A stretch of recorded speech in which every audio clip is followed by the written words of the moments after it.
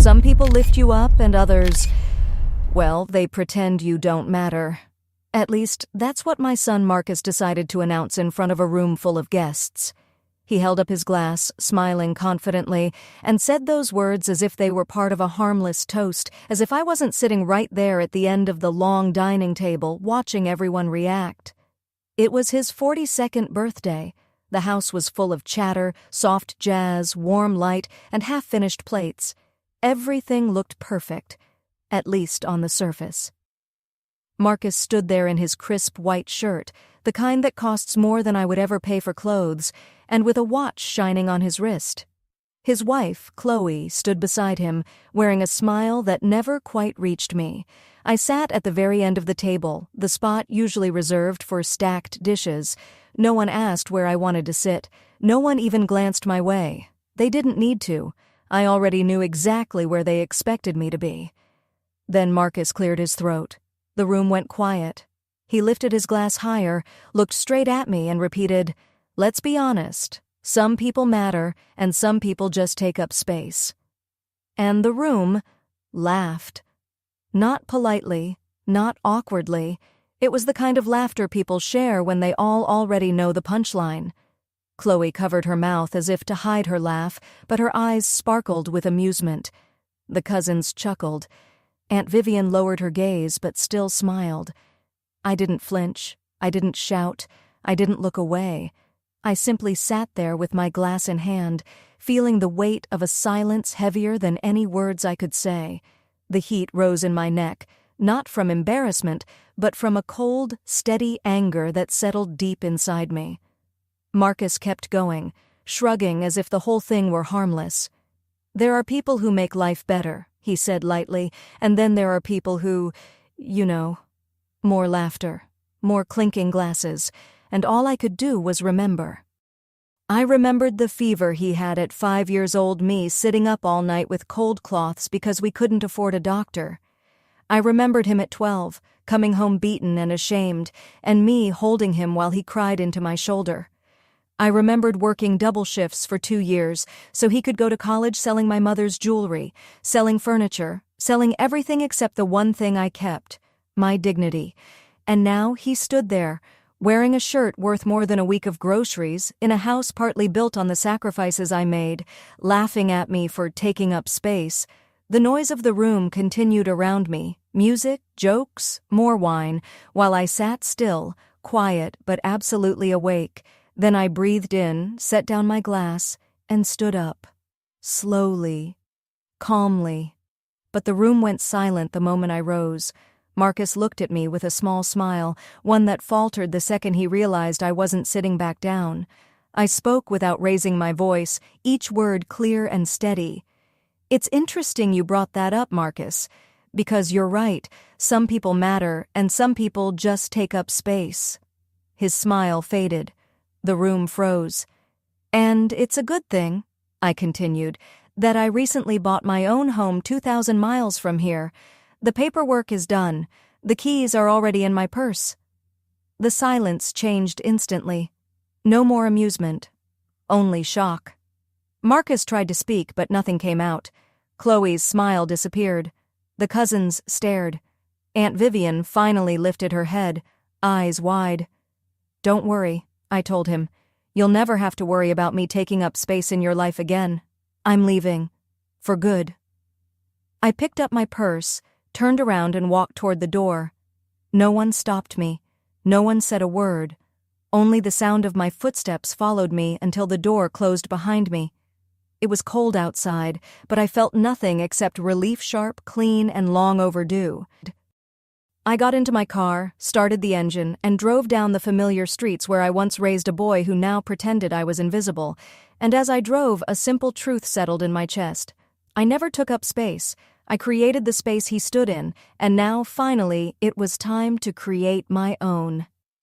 I drove for 20 minutes without direction. The streets were empty, washed clean by the rain, glowing under the yellow streetlights. My hands trembled on the steering wheel, not from fear, but from the kind of release that comes only after carrying a weight for so long, you forget where your own strength begins. I parked in front of a small park. the same one where I used to bring Marcus when he was little. The place where I taught him to balance on 2 wheels, where he fell, scraped his knees, cried into my shirt, and I soothed him, telling him the pain would fade and the courage to try again mattered more than the fall.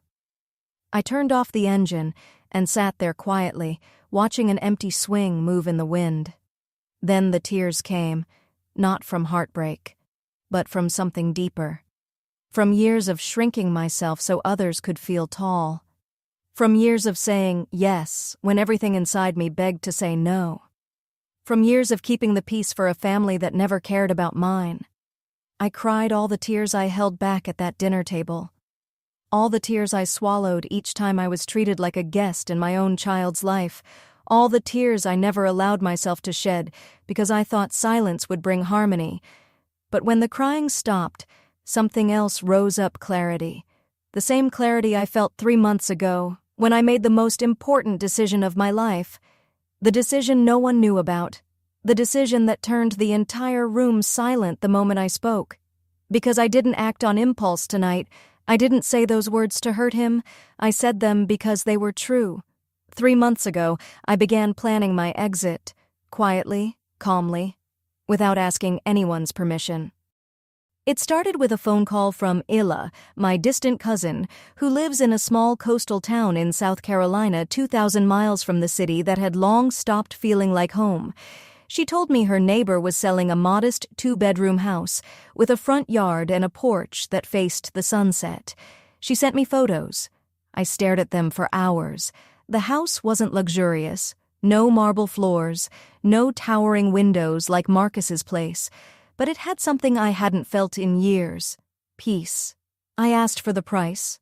$60,000? I had $42,000 saved.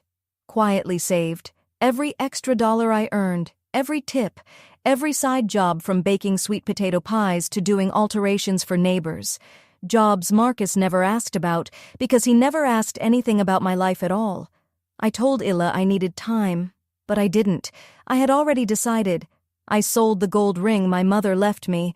I sold my grandmother's antique china. I even sold old furniture I kept in the back room of Marcus's house, the room where I slept, a room that felt more like storage than a home. No one noticed. To them, I barely existed, and for once that invisibility worked in my favor. Within 2 months, I gathered all $60,000. I called Illa. She spoke to the owner. We signed everything online. A week ago, the keys arrived in the mail. I hid them in my purse, touching them every day just to make sure they were real. And tonight, when Marcus said what he said, when he looked right at me and erased every sacrifice I ever made, I knew it was time. Time to speak the truth. Time to step out of the role they assigned me. I wiped my face, started the engine, and realized I wasn't going back to that house. Not tonight. Maybe not ever. I drove to a small downtown hotel, simple, clean, anonymous. I paid for one night, went upstairs, sat on the bed, and checked my phone. 12 missed calls from Marcus, 3 messages from Chloe, 1 from Aunt Vivian. None said, "I'm sorry." They all said things like, "We need to talk," "You misunderstood," or "You can't leave like this." I turned off the phone, lay down, and for the first time in years, slept without feeling indebted to anyone. The next morning, sunlight filled the room. I showered, dressed, and went down for breakfast. The coffee was hot. The bread was fresh. I sat alone and didn't feel lonely. I felt free. When I turned on my phone again, there were even more messages. Even the cousins had written. They all wanted to know one thing. Was it real? Was I truly leaving? Had I really bought a house? Was I actually stepping away? I replied to only one message, Layla's. "I'll be there in 3 days. Thank you for everything." Then I deleted the rest. I didn't block anyone. I simply didn't answer. Because I didn't owe explanations. I didn't owe apologies. I didn't owe them anything. That day, I began organizing the few things that truly belonged to me. I didn't have much.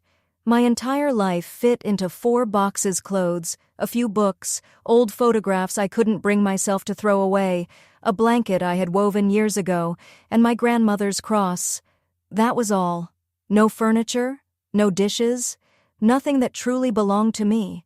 Everything in Marcus's house was Marcus's, his choices, his taste, his world. All I had were those 4 boxes, and the $60,000 I had gathered piece by piece to buy my freedom. I hired a small moving company for the next morning. I told them it was only 4 boxes. The man gave me a curious look but didn't ask questions. "Understood, ma'am. We'll be there at 8 a.m. That night, I slept at the hotel again, phone off again, wrapped in that strange, quiet peace, the kind that gently hurts because you're leaving an entire life behind, but also heals because you know that life no longer holds anything for you. I thought about Marcus, the child he once was, the man he had become. I wondered when the shift happened, when love turned into dependence, when sacrifice turned into expectation.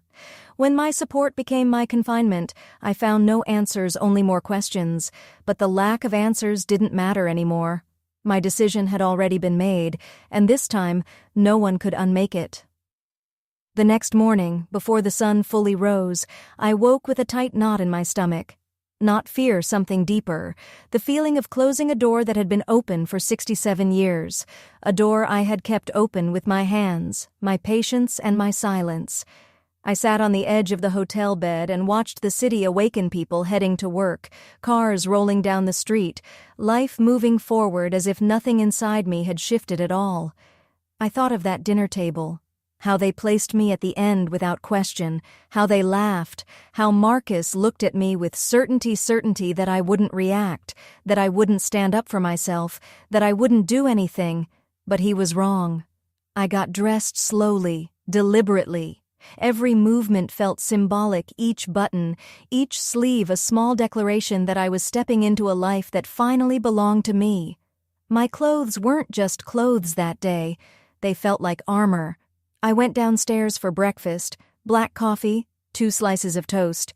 The waitress was young, maybe 20, her smile tired but kind. "Visiting the city?" she asked politely. "No," I told her. "I'm leaving it. For good." Her smile widened. "That sounds incredibly brave." Brave. I held on to that word. Was it bravery to leave, or would it have been braver to stay and keep fighting? I didn't know. I only knew that staying had become impossible. That house felt smaller every day. So small that another year inside it might have erased me completely. I finished breakfast and returned to my room. At exactly 8 a.m., the moving truck arrived. 2 young men handled my 4 boxes as if they were fragile treasures, even though, in truth, they were only old cardboard filled with things valuable to no one but me. I gave them the address of my new home 2,000 miles away. They told me delivery would take 4 days. I paid them half up front, $200. It hurt to let go of that money, but it was necessary. I couldn't take the boxes with me on the bus. Yes, on the bus, because I didn't have a car of my own. The car I drove the night I left was Marcus's. Everything was Marcus's: the house, the furniture, the vehicle, even the plate I ate from.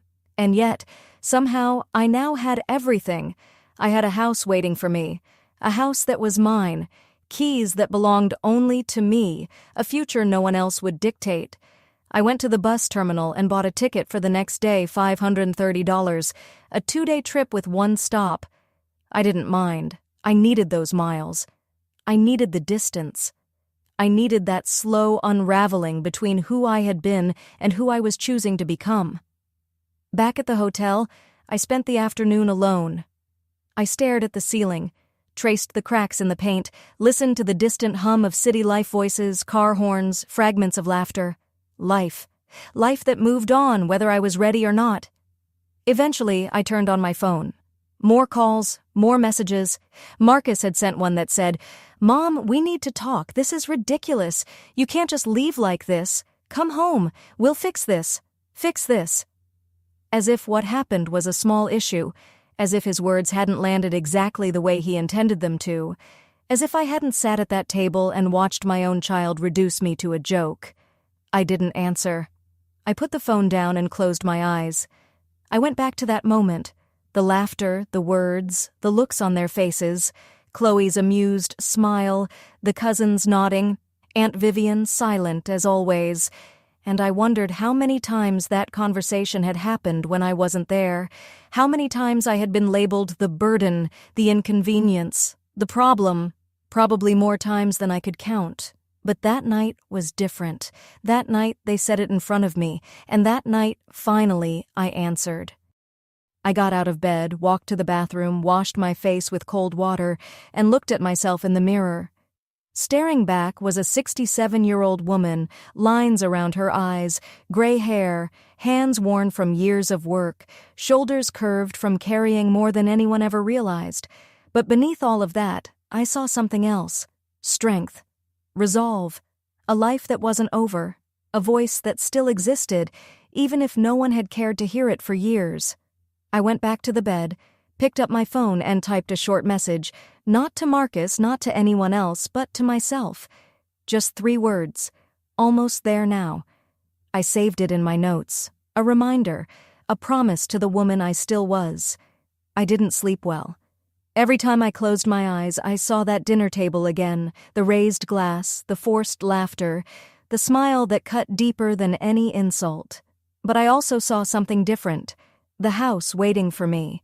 The porch Illa had shown me in those photos. The small yard. A quiet place where no one would ever tell me again that I took up space, because that space would be mine.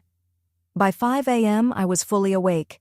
I showered, dressed, went downstairs, and paid the hotel bill $240 for 3 nights.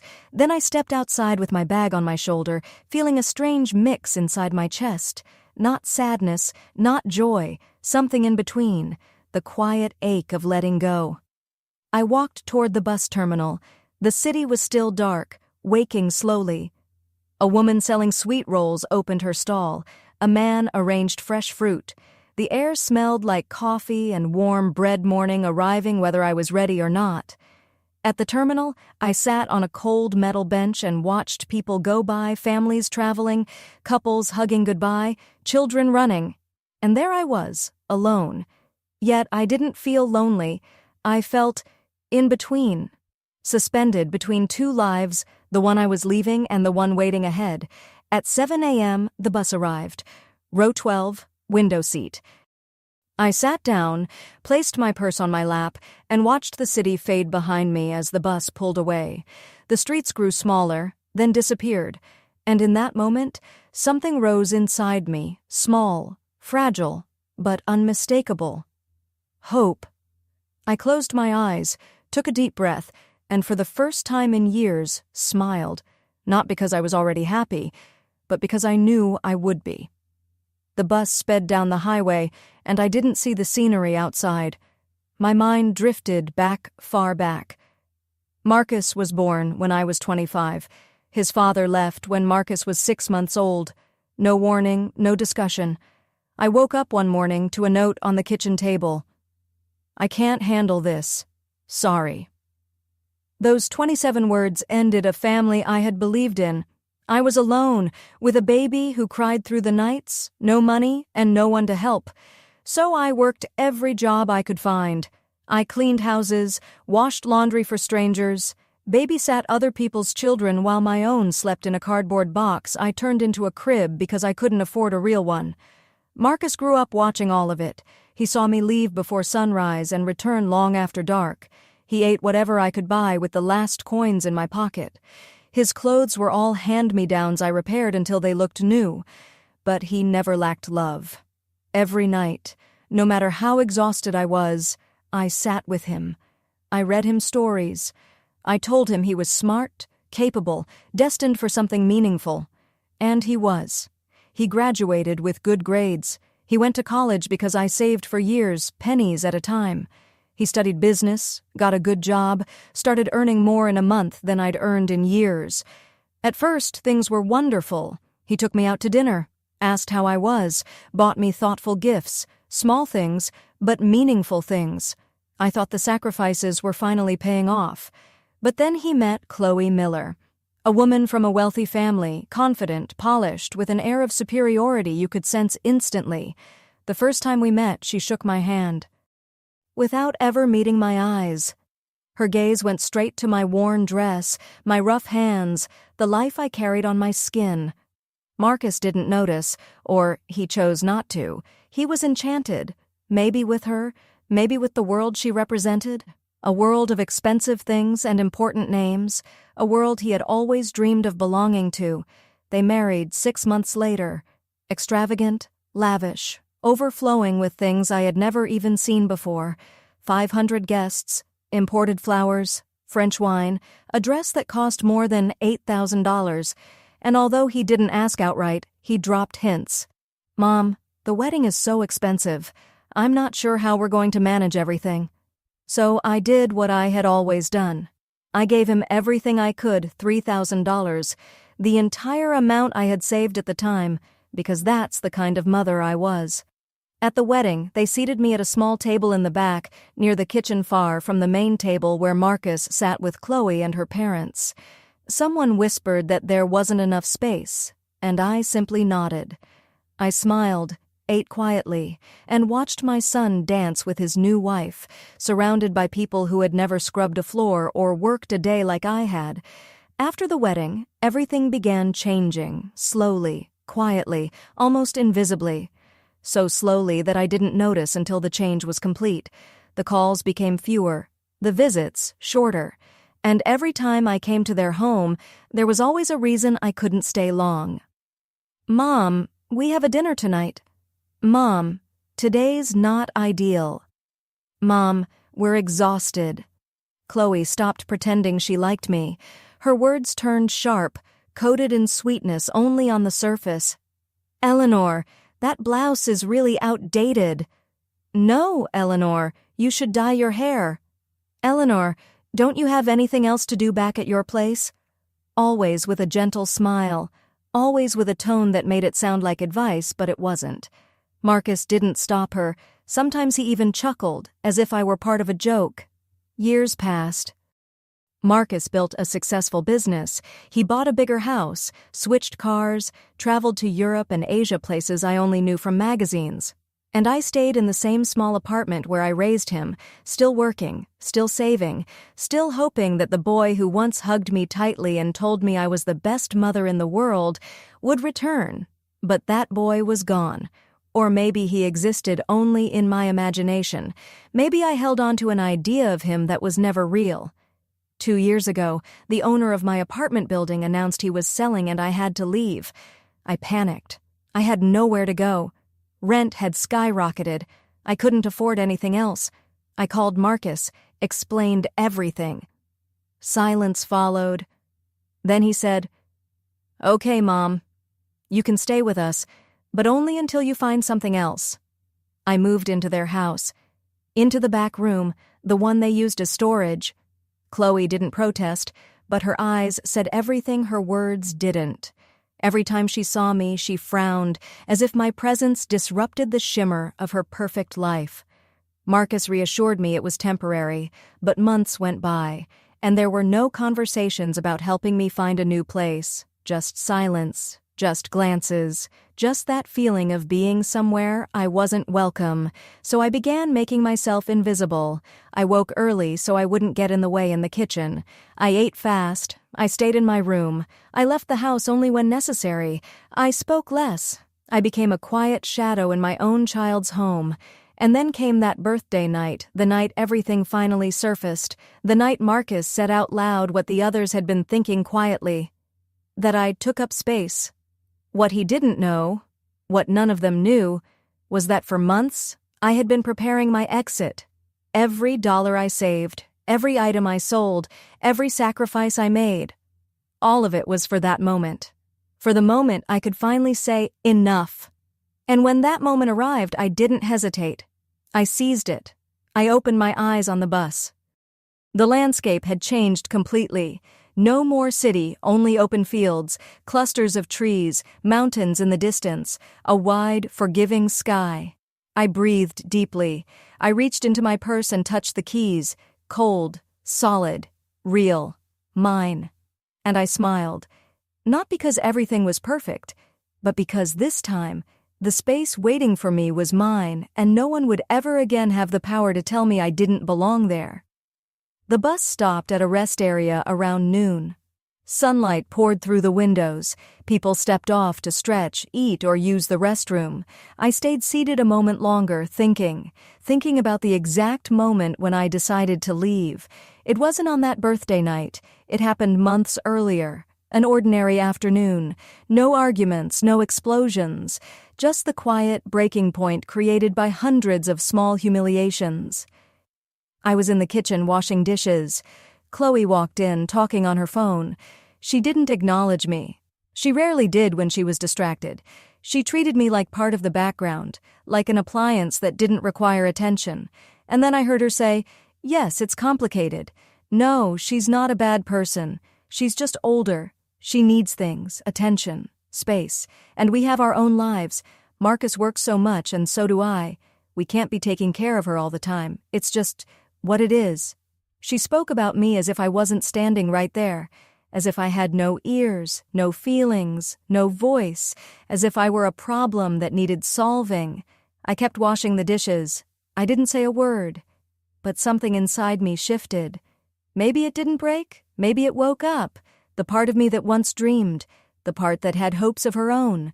The part that used to belong to herself before she belonged to everyone else. That night, I couldn't sleep. I lay awake in the back room, listening to Marcus and Chloe laughing in the living room, watching TV, living their happy lives without the problem. And I asked myself, when was the last time I felt joy? When was the last time someone asked what I wanted, what I needed, what I dreamed about? I had no answer. Too much time had passed, so much that I had forgotten what it meant to live for myself. The next morning I began quietly.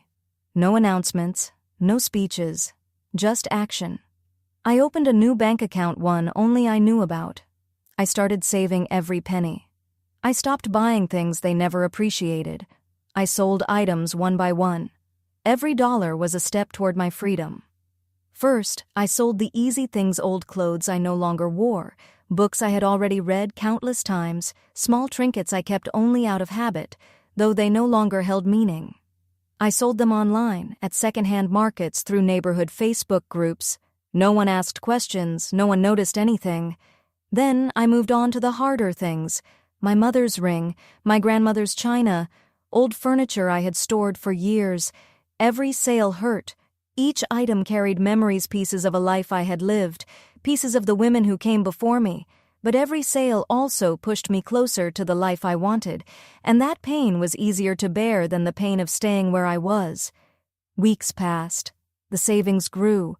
$42,000 more money than I had ever held at once in my entire life. I felt powerful in a quiet, private way, a strength nobody could see but I could finally feel.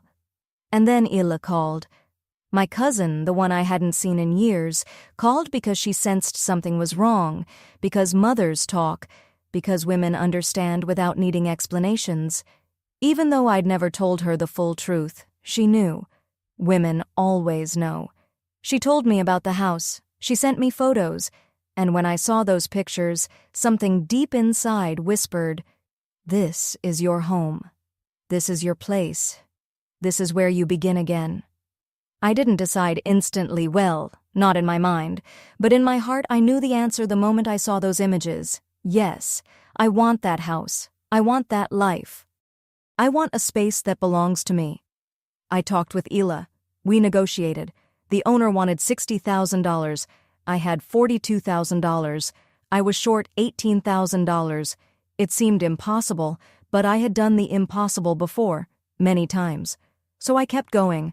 I sold an antique watch gifted to me by a woman I once worked for, a silver bracelet, a wooden chest of drawers I inherited from my aunt.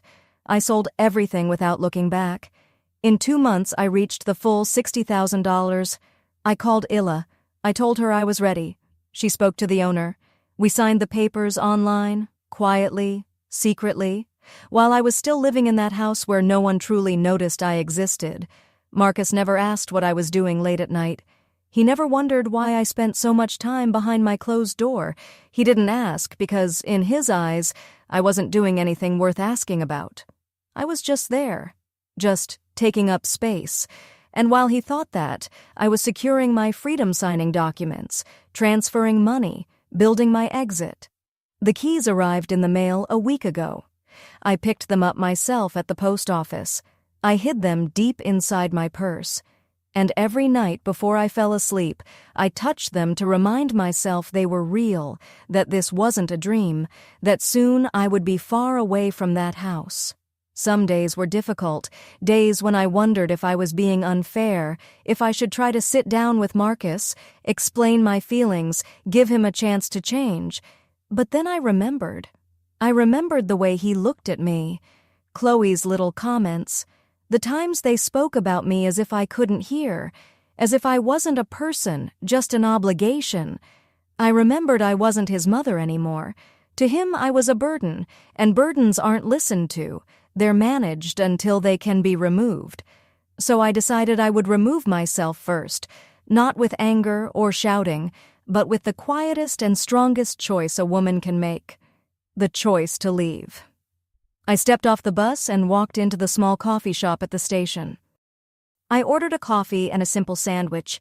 I sat by the window, eating slowly, watching people move around me, families, couples, people sitting alone like I was, all of them carrying their own stories, their own struggles, their own turning points. I turned on my phone. More messages. This time, one from Aunt Vivian.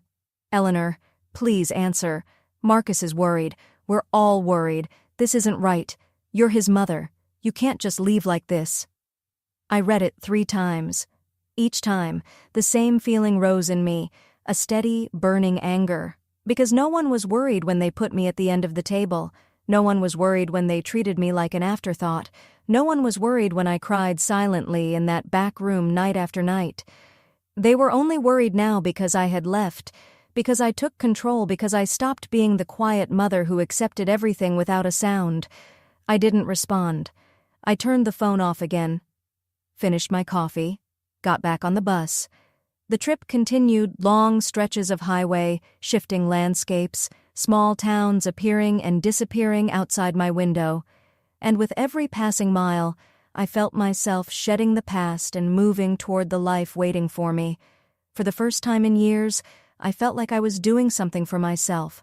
Not for Marcus, not for Chloe, not for anyone else. Just for me. That didn't make me selfish. It made me free. When the bus reached the next rest stop near sunset, my body felt tired, but my mind was sharper than ever. I stepped outside, stretched my legs, bought a bottle of water, then returned to my seat. There were still hours to go until my final destination. I turned on the phone again, despite knowing I shouldn't. Something inside me needed to see, to know, to understand what was happening on the other side of my absence. 27 missed calls, 18 messages, from Marcus, from Chloe, from Aunt Vivian, from cousins, even one from a number I didn't recognize. I opened the message. It was from Jerome Marcus's cousin, a man who barely spoke to me during family gatherings. "Aunt Eleanor," it said, "is it true you left? Is the house thing real? Marcus is going crazy. He says it's a misunderstanding, that you didn't get the joke, that you're overreacting. But I was there. I heard what he said, and I know you're not overreacting. I just wanted to tell you that." I read that message over and over. It was the first one that didn't guilt-trip me, the first one that didn't order me to come back, the first one that simply acknowledged the truth. I didn't reply, but I saved it. Maybe one day I would thank him, maybe not, but at that moment, I needed to know someone had seen what really happened. Then I opened Marcus's message. It was long, far too long, filled with lines like, "Mom, we need to talk. This is ridiculous. You can't make decisions like this without consulting me. You're my mother. You have responsibilities. Family problems are solved by talking, not running away." Each sentence stung, but not the way they used to. Before, I would have felt guilty. Before, I would have doubted myself. I would have wondered if I misunderstood everything, if maybe it was my fault, if I should go back and apologize. But not now. Now I saw those words for what they were: control, pressure, the panicked voice of someone who suddenly lost the power he thought he would always have over me. To Marcus, I had always been a constant, A guarantee. Someone who never said no, who never left, who always bent. And now that I was gone, he didn't know what to do. There was one more message. Recent. Mom, if you don't answer soon, I'm going to look for you. I don't know where you are, but I will find you. You can't do this. Not to me. Not after everything I've done for you. I read that last line again. Everything I've done for you. As if letting me sleep in a storage room was charity. As if tolerating my presence was a noble act. As if I owed him gratitude, and in that moment, it clicked. Marcus genuinely believed that. He truly thought he had helped me. He convinced himself that he had saved me, that I was indebted to him. He never stopped to think about everything I had done for him. The years I worked until my hands ached, the nights I stayed awake when he was sick, the meals I skipped so he could eat, the money I poured into his education, his wedding, his life. To him, none of that counted, because that was what mothers do. It wasn't sacrifice, it was obligation. But letting me sleep in his back room, that was a favor he expected eternal gratitude for. I turned the phone off, this time not in sorrow, but with a righteous, simmering anger. The anger of someone who finally sees clearly after years of being unseen. The bus rolled forward. Night had settled in completely. Outside, the world was dark except for distant clusters of lights. Inside, most passengers slept. I couldn't. My thoughts ran on and on. I remembered the first time Marcus hinted I was a burden, not in those exact words, but close enough. It was a year ago. I was in the kitchen preparing dinner. He came home tired, stressed. Chloe wasn't there. He sat at the table. "Mom, we need to talk." My heart sank. I knew the tone. I sat across from him. "Look," he began, "I know it hasn't been easy for you to stay here, and believe me, it hasn't been easy for us either. It's not that we don't care about you. It's just, Chloe and I need our space. And lately I don't know how to say this without it sounding bad." "Say it," I told him, because I already knew. "I feel like your presence here is affecting our relationship.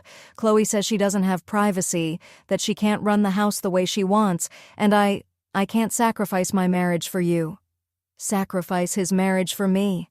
As if I was living there because I wanted to. As if he hadn't offered the room when I had nowhere else to go. As if I had asked for any of this. I nodded, quietly. Then I stood, returned to the stove, and finished cooking dinner. We ate in silence. After that night, something shifted. Or maybe nothing shifted. Maybe the truth just finally rose to the surface. Chloe's sighs when I entered a room. The way Marcus avoided introducing me to his friends, the whispered conversations behind closed doors. One evening, I overheard them. Chloe's voice. "I don't know how much longer I can take this, Marcus. She's your mother, yes, but this can't be forever. We need to find something for her. A residency, a small place. Something." Marcus's answer. I know. Give me time. I'll fix it. Fix it. As if I were a problem to be solved. I walked away silently. But that night, in that storage room, I made a promise. I wouldn't wait for them to fix me. I would fix myself. I saved more aggressively. I researched options. I planned every step in silence, because in that house, my voice didn't matter. Only my actions did. A sharp turn jolted me back into the present. Outside was a small town, a gas station, a few houses glowing softly through dark windows. Quiet life, simple life, the life that would soon be mine. I closed my eyes and breathed deeply, and for the first time in years, I let myself feel something long lost. Pride. Pride in my strength, pride in my choices, pride in the bravery it took to walk away. Leaving wasn't weakness, leaving was courage. It was choosing myself, it was reclaiming my dignity, and no one, absolutely no one, would take that from me again. By noon on the second day, the bus finally reached its destination. I stepped off the bus with my bag slung over my shoulder.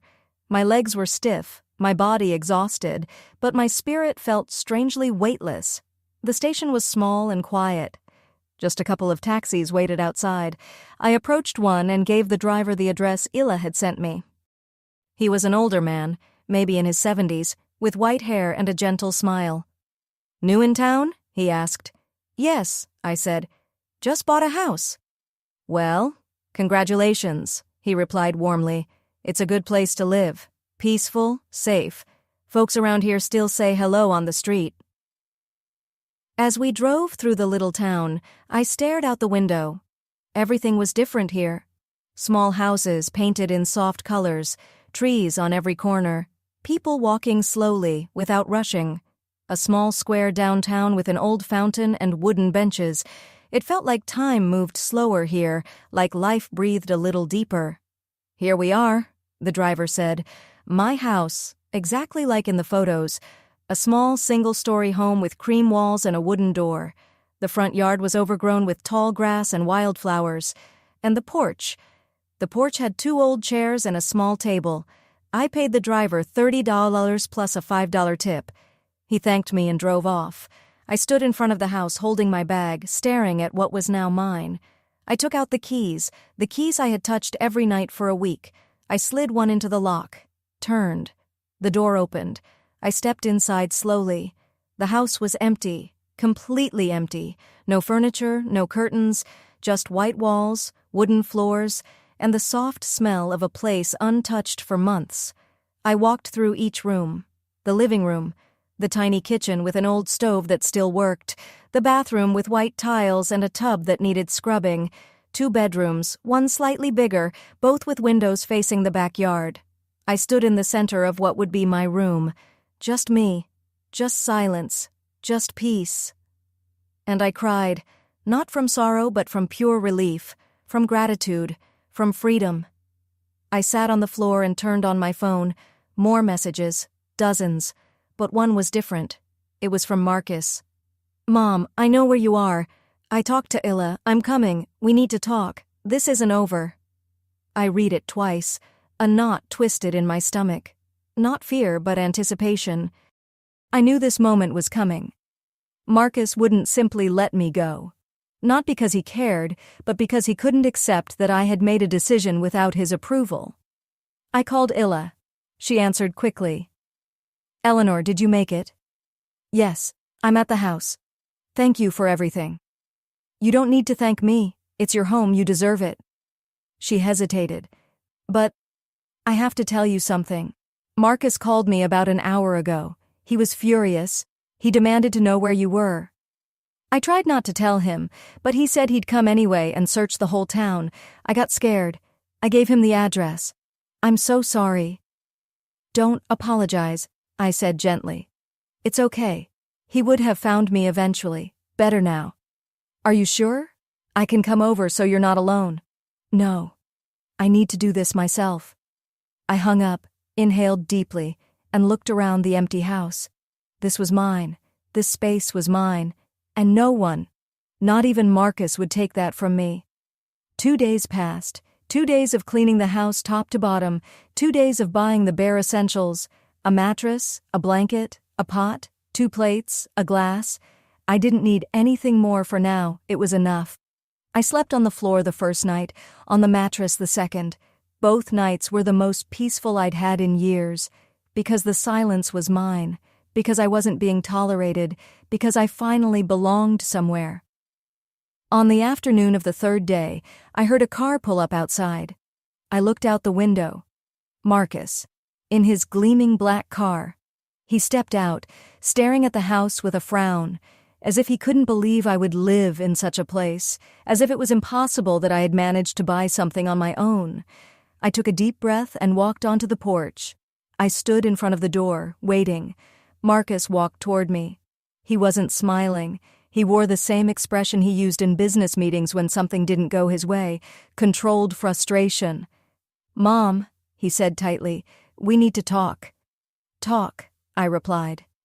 My voice was steady, cold, nothing like the soft voice I used to use with him, the voice that always yielded. "What is this? What are you doing here? Did you buy this house? With what money?" "With my money. The money I saved. The money I earned working, the money that belongs to me.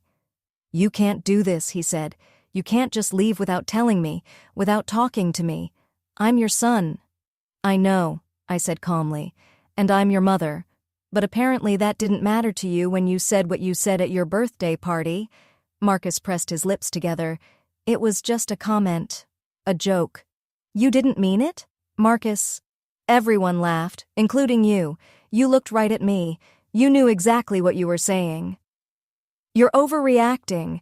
You always overreact. No, I said quietly. I'm not overreacting. I'm exhausted. I'm tired of being invisible in your house. Of being treated like a problem, I said. Of hearing you both talk about me as if I wasn't standing right there. Marcus stepped back slightly. For the first time, I saw something unfamiliar in his expression. Uneasiness. As if he truly hadn't expected me to say that. As if he believed I was too blind, too quiet, too obedient to ever notice. I don't know what you're talking about, he muttered. Yes, I said calmly. Yes, you do. I know you spoke with Chloe about putting me in a residency. I know you said I took up space. I know everything, Marcus. Because even if I didn't matter to you, my ears worked perfectly. He looked down at the ground, unable to defend himself.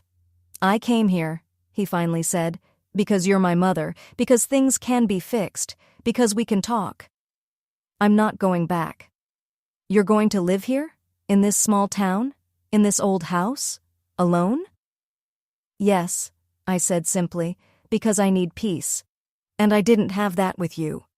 Marcus threw his hands up, frustrated. I can't believe you're doing this after everything I did for you. There it was again. That phrase. Everything I did for you. Tell me, I said, locking eyes with him. What exactly did you do for me? Let me stay in a storage room? Tolerate me at dinner? Allow me to exist in your life? I shook my head. That isn't love, Marcus. That's pity, and I don't need your pity. It's not pity, he snapped. Then what is it? Obligation? Duty? I paused. Because that's not love either. He opened his mouth, then closed it. He had no answer, because he knew the truth. I gave you everything, I said, my voice trembling not from weakness, but from the weight of long-silenced truth. My youth, my health, my money, my life. And I never asked for anything in return. Only respect. Only to be seen.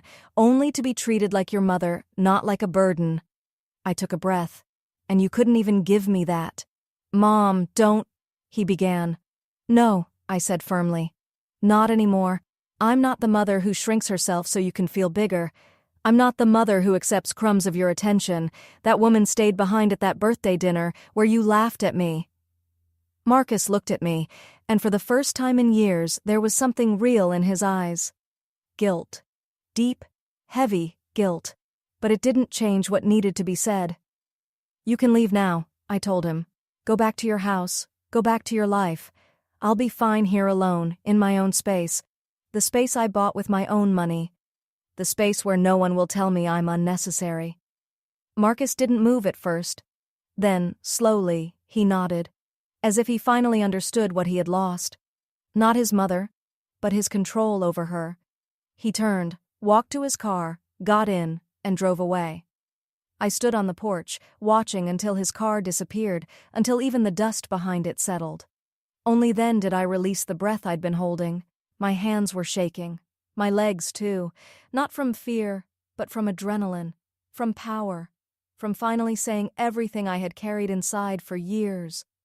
I walked into the house, closed the door, leaned against it, and broke down. I cried for the mother I had been, for the son I lost, for the relationship that never truly existed, for the years I had waited for something that would never come. For every moment I swallowed my words to keep the peace, but I also cried out of relief. Relief because I finally stood before him and proved that I had a voice, that I had limits, that I deserved respect. I wiped my tears, went to the kitchen, poured myself a glass of water, and drank it slowly. Through the window, I looked at the backyard overgrown, wild. But I saw potential. Flowers, a small vegetable patch, a place where I could sit with a book and drink coffee in absolute peace. The following days were quiet, almost strangely so. I cleaned, organized, and bought only what I needed: a small table, 2 chairs, a few pots, towels, bed sheets, simple curtains. Nothing fancy, just enough. On the 4th day, Illa arrived. She brought homemade food, fresh bread, and coffee. We sat together on the porch. "How are you?" she asked. I told her the truth, that I was scared, but peaceful, that I didn't know what the future held, but for the first time in years, I felt like I was actually living my own life. "Marcus came," I said. "I know," she replied. "I saw him driving through town. How was it?" "Hard," I said, "but necessary." "Do you think he'll come back?" "I don't know," I admitted. "Maybe, maybe not, but if he does, my answer will be the same." Illa nodded. She didn't say anything else. She just placed her hand over mine. That simple gesture told me everything: that I wasn't alone, that someone finally understood, that I had made the right choice. A week passed, then another. Slowly, life began to take shape. I woke up early, drank coffee on the porch while the sun rose, cleaned the yard little by little, planted a few flowers from the town market. I wasn't in a hurry. For the first time in my life, I had time. I met my neighbors: Mrs. Peterson, 75 years old, living alone, and maker of the best peach cobbler I had ever tasted; Mr. Wallace, a widower who tended his garden with quiet devotion and greeted me every morning with a gentle smile; Jasmine, a young single mother with 2 small children working long hours at the local bakery. Everyone was kind. No one interrogated me. No one judged me. They accepted me the same way you accept sunlight through a window, naturally, without hesitation, as if I had always been part of this place. My phone still received messages, though fewer each time. Marcus wrote a few more times, short, distant messages. "Hope you're doing well. Let me know if you need anything." Never, "I'm sorry." Never an acknowledgement of what he said that night. Just empty lines that meant nothing. I stopped replying, not out of anger, but because there was simply nothing left to say. That conversation ended on my porch, the moment he walked away. Everything else was just noise. Chloe stopped writing altogether. She vanished from my life as easily as she entered it, leaving no trace. And maybe that was all she ever was: a moment, not a meaning. Aunt Vivian kept trying. She called every week. "You must forgive. Family is everything. You're being selfish. A mother doesn't abandon her son." One day, I let her talk as long as she wanted. When she finished, I said calmly, "Aunt, I didn't abandon my son. My son abandoned me years ago. I only finally accepted it." She had no answer. She hung up. She never called again. And that was fine, because I learned something. Family isn't always blood. Sometimes family is the people you choose, the ones who see you, respect you, and make you feel like your existence has value. One afternoon, while watering the flowers in my neglected but growing garden, I heard a car stop outside. My heart jumped until I saw the vehicle. Older, smaller, unfamiliar. A man stepped out. About 50. Dark hair with streaks of gray. He smiled politely. "Mrs. Eleanor Mayfield?" he asked. "Yes," I replied, confused. "My name is David Jones. I'm a lawyer. Your son hired me." My stomach tightened. "For what?" I asked. "To discuss the house," he said carefully. "Your situation. He's concerned you may not be in a condition to live alone. He believes perhaps you require assistance, maybe some kind of medical evaluation, maybe—" "Perhaps what?" I cut in. My voice was steady, cold. He hesitated, lowered his gaze. "Perhaps legal guidance," he said quietly, "to determine whether you are fit to make decisions for yourself." I understood instantly. Marcus hadn't come looking for me out of love. He had come to assess me, to see if he could use my age, my solitude, my choice to leave, as grounds to claim I was incapable. He wanted to take my house, my independence, my voice. "Tell my son," I said, looking the lawyer directly in the eye, "that I am 67, not 77, not 97. Tell him I am perfectly healthy. Tell him I bought this house with my own money. Tell him I signed legal documents, paid taxes, and that everything is in order. And tell him that if he tries anything at all, I will hire my own lawyer and I will fight." The lawyer nodded slowly. "Understood." "And one more thing," I added. "Tell him to stop sending intermediaries. If he has something to say, he can come himself. But he needs to understand. My answer will not change. I am not returning. I am not yielding. And I will not disappear just because he wants me to." He nodded again, said goodbye, and left. I stood in the yard with the hose still running in my hand, fury rising through my chest.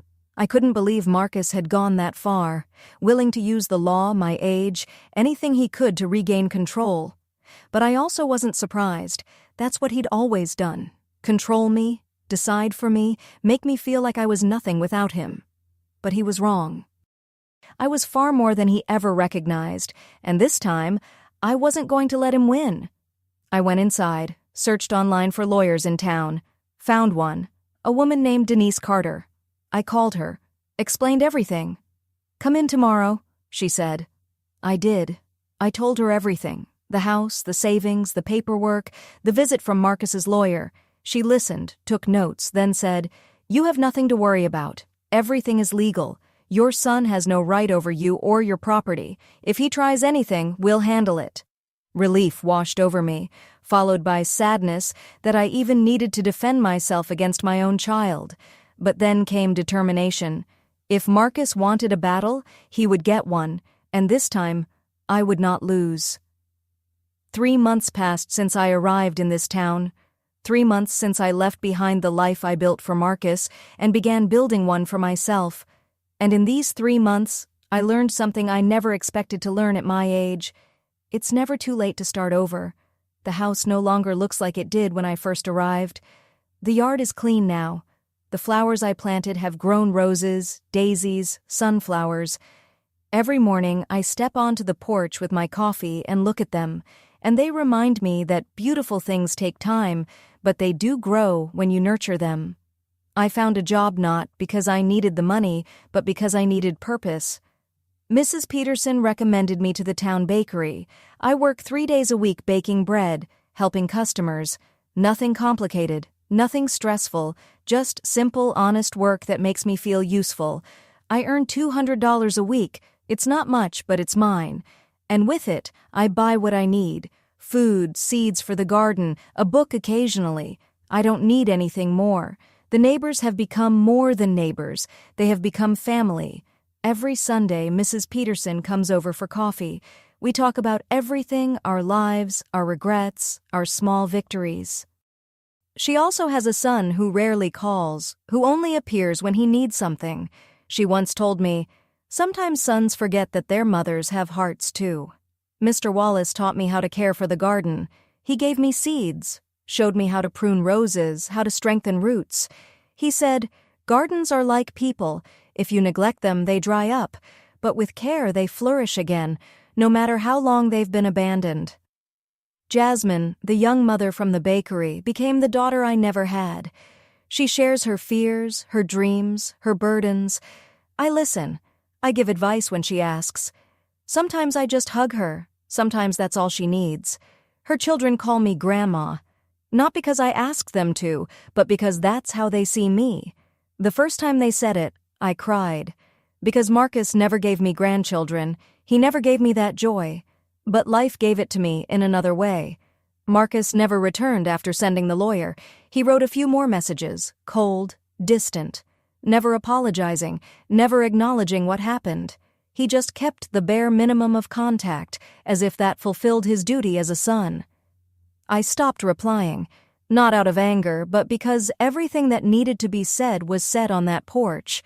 Chloe vanished completely. She entered my life without meaning, and she left it the same way. Aunt Vivian kept pushing. She called every week to tell me, "You must forgive. Family is everything. You're being selfish. A mother doesn't leave her son." One day, I let her speak. I listened to every word. Then I said quietly, "Aunt, I didn't abandon my son. My son abandoned me years ago. I only finally accepted it." She said nothing. She hung up. She never called again. And that was fine, because I learned something important. Family isn't always blood. Sometimes family is the people who see you, who respect you, who make you feel like your existence matters. One afternoon, while watering the garden, a car I didn't recognize stopped in front of my house. My heart raced, but then I saw who stepped out, and I relaxed. It was Jerome Marcus's cousin, the same one who had sent me that honest message. He walked toward me awkwardly, hands in his pockets. "Aunt Eleanor," he said, "I hope I'm not bothering you." "You're not," I said. "What brings you here?" "I came to apologize." His voice shook slightly. "For staying silent that night, for not defending you, for being a coward." I looked at him, truly looked. There was sincerity in his eyes, real remorse. "You don't need to apologize," I told him. "It wasn't your responsibility." "Yes, it was," he insisted. "You're my aunt, and what happened was wrong. We all knew it, but no one said anything, and that makes us responsible too." We sat on the porch and talked for hours. He told me that after I left, the family had been torn apart. Some supported me, others defended Marcus, and arguments broke out at every gathering. "Marcus keeps saying you overreacted," Jerome told me, "that you were dramatic, ridiculous, but fewer and fewer people believe him. People are starting to see who he really is, and they don't like what they're seeing." I didn't feel satisfaction, only sadness. Because Marcus was still my son. And even though he hurt me, even though he humiliated me, even though he tried to control me, a part of me still loved him. A part of me still remembered the little boy he used to be. But that boy was gone, and I had to accept that. Jerome left before nightfall. He hugged me gently. He told me that if I ever needed anything, he'd be there. I thanked him, knowing I probably wouldn't call, but grateful for the gesture. Days turned into weeks. Weeks turned into months, and my new life became my normal life. I no longer thought of Marcus every day. I no longer checked my phone, hoping for a message. I no longer felt the weight in my chest when I remembered that night. I slept better, ate better, laughed more, felt alive. My body felt like mine again. My time was mine. My life was mine. One morning, as I sat on the porch drinking my coffee, I noticed something on the ground. It was an envelope. Someone had slipped it under my gate during the night. My name was written on it by hand. No return address. I picked it up, opened it, and unfolded the letter inside. It was from Marcus. "Mom, I don't know how to start. I've tried writing this letter 1,000 times, and each time I threw it away. Not because I didn't care, but because I couldn't find the right words. Today, I realized the words don't have to be perfect. They just have to be honest. You were right. I treated you badly. I made you feel invisible. I made you feel like you didn't matter. And the worst part is that I knew what I was doing. Hurting you was easier than admitting I needed to change. It was easier to blame you than to look at myself. I expected you to adapt, to accept everything, to disappear into the background of my life. I don't expect forgiveness. I don't expect you to come back. I only want you to know that I regret it. And I will live with that regret for the rest of my life. I love you, even if I didn't know how to show it." Marcus. I read the letter 3 times, and I felt everything at once. Sadness, relief, disappointment, compassion. But I didn't feel the urge to go back. I didn't feel the urge to erase the past with a single apology. Because apologies matter, but they don't undo years of silence. They don't return stolen peace. They don't rebuild trust overnight. I folded the letter carefully and placed it inside a drawer. Maybe one day I would write back. Maybe not. For now, I needed something different. To keep living. To keep healing. To keep choosing myself. I finished my coffee and looked at the garden. The flowers were glowing in the morning sun. Birds were singing. The wind was moving gently through the leaves. And for the first time in decades, I felt something simple and profound. I was exactly where I belonged. Not in someone else's house, not in someone else's shadows, not at the edge of someone else's table, but in my home, in my life, in my space. A space I created through sacrifice, strength, and the courage to finally choose myself. And that space wasn't small, it wasn't extra, it wasn't something I had to earn. It was mine. It was enough. It was everything. I watered the flowers, waved to Mrs. Peterson as she walked her morning route, prepared breakfast, and opened the windows to let the fresh air in. And as I did these quiet, simple things, a thought came to me. This was the real victory. Not Marcus's apology, not the letter, but this peace. A peace that didn't ask for permission and didn't depend on anyone else. At 67 years old, I had finally found my place in the world. And I would never again allow anyone to tell me I took up space, because now I understood the truth. I didn't take up space, I created it, and that space was sacred. For most of my life, I believed love meant giving everything, your time, your strength, your silence. But now I know something different. Love is not shrinking so others can feel bigger. Love is standing tall even if you stand alone. Sometimes walking away isn't losing. Sometimes it's choosing peace over pain, freedom over fear. And that's what I finally did. If you feel the same way, and if this story touched your heart, show it with a like. Let's see how many of us understand what it means to reclaim our own space. Tell me in the comments, what city and what time are you listening from? I love seeing where my listeners come from, and if you'd like to support my journey, you can send a small donation. Thank you for spending your precious time with me. For more life stories like this one, check out the other videos on my channel and subscribe. On your screen, you'll see 2 new stories I know you'll enjoy. Click one and start listening now, with love.